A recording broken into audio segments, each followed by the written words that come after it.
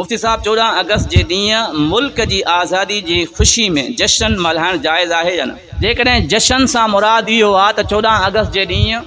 या राति में पुपलियूं वॼाइणियूं आहिनि, गाना हलाइणा आहिनि, नचणो आहे, त इहो जश्न कंहिं बि सूरत में जाइज़ न आहे। बाक़ी जश्न सां मुराद जेकॾहिं इहा आहे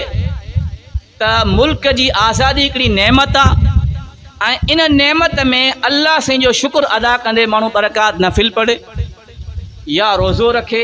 शुक्राने जे तौरु या मिठाई तक़सीम करे त इन जी शरीयत में इजाज़त आहे। या इन ॾींहं ते पंहिंजे स्कूलनि में, कॉलेजनि में, मदारिस में को प्रोग्राम मुनाक़िद कयो वञे ऐं उन प्रोग्राम जे अंदरि मुल्क पाकिस्तान जी आज़ादी जो मक़सदु बयानु कयो वञे त हीउ मुल्क असां छो आज़ादु करायो आहे, इन जो मक़सदु छा आहे ऐं मुल्क पाकिस्तान खे कीअं तरक़ी में आणिबो, नई नस्ल खे इहा शइ सम्झाइजे उन प्रोग्राम जे अंदरि, त इन सूरत में जाइज़ आहे। बाक़ी सिर्फ़ु पुपलियूं वॼायो, नाच गानो कयो, इन जी शरीयत में इजाज़त न आहे।